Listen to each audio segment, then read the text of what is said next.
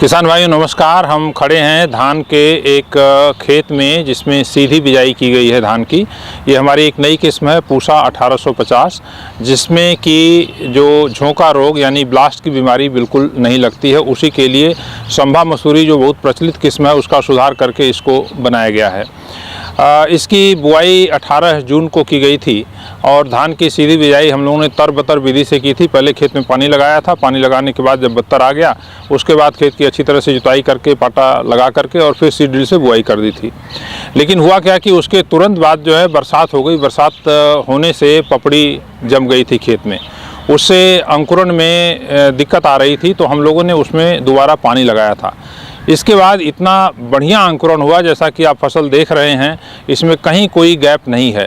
तो जब हम धान की सीधी बिजाई के प्रबंधन की बात करते हैं तो इसमें इस बात का बहुत ध्यान रखना है कि अगर इस तरह की कभी स्थिति पैदा हो जाती है तो आपको तुरंत निर्णय लेना पड़ेगा कि क्या आपको करना है।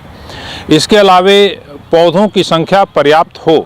जैसे हम रोपाई जब करते हैं तो प्रति स्क्वायर मीटर करीब हम 33 पौधे बरकरार रखते हैं, तो उसी तरह से पौधों की संख्या अगर सीधी बिजाई में हमको बरकरार रखनी है तो कई बार जैसे मान लीजिए अंकुरण ठीक नहीं होता है तो उसमें जब बुआई के बाद फसल करीब 25-30 दिन की हो जाती है, उसमें फुटाव हो जाता है, तो उस समय खेत में पानी लगा करके और ऐसी जगहों पे जहाँ पे कल्ले फूटे हुए उन पौधों को उखाड़ करके उनको फाड़ करके और दोबारा उनकी रोपाई कर दीजिए। तो इससे जो खेत में गैप है वो पूरा भर जाएगा और आपकी पैदावार बहुत अच्छी आएगी। अब इसमें इस खेत को देख करके कोई भी आदमी ये नहीं कह सकता है कि ये धान की सीधी बिजाई की गई है या इसमें धान की रोपाई की गई है। इतना बढ़िया इसमें पौधों की संख्या पूरे क्षेत्र में मेंटेन है।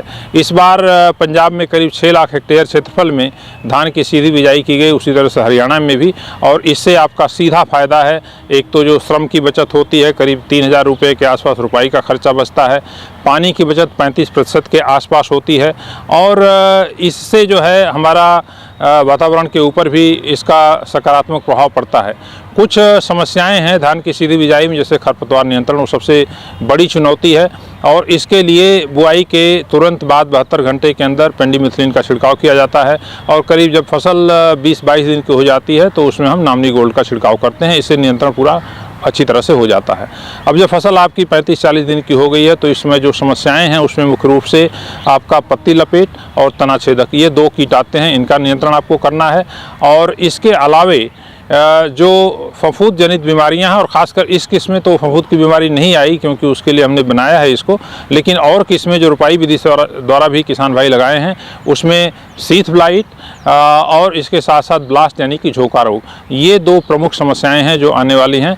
ये देखिए, ये लक्षण जो है ये पत्ती का झुलसा रोग का है, जिसमें कि आप देख रहे हैं कि जो बीच का सिरा है पत्ती का वो वहाँ से सूखना शुरू होता है, किनारे सूख जाते हैं और इस प्रकार से ये नीचे की तरफ बढ़ता है। तो ये पत्ती के झुलसा रोग का जो है मुख्य लक्षण है।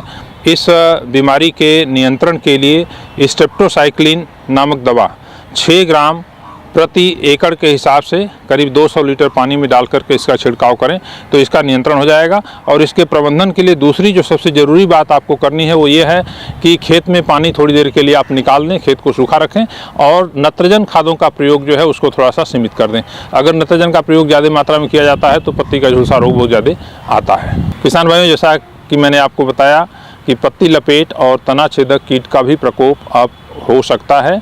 इसके नियंत्रण के लिए आपको जो है कई दवाएं हैं, जिसमें कि टेक्निकल अगर हम बात करें तो क्लोरेंटी यानी प्रोल, और ये कई नामों से आती है, फर्टेरा, कास्को, पदान, किल्डान, इस तरह की और दवाएं इसमें आती हैं जिनका छिड़काव आप कर सकते हैं करीब 4 किलोग्राम दवा प्रति एकड़ के हिसाब से।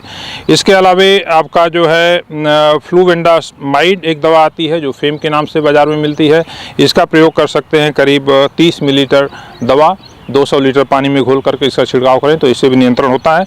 अगर हम बात करें झोंका रोग की यानी ब्लास्ट की बीमारी की और इसके साथ साथ शीथ ब्लाइट की, तो उसके नियंत्रण के लिए आपको एजॉक्सिस्ट्रोबिन और डाइफेनाकोनाजोल, ये दवा जो है एमिस्टार टॉप और गोडिवा सुपर के नाम से आती है।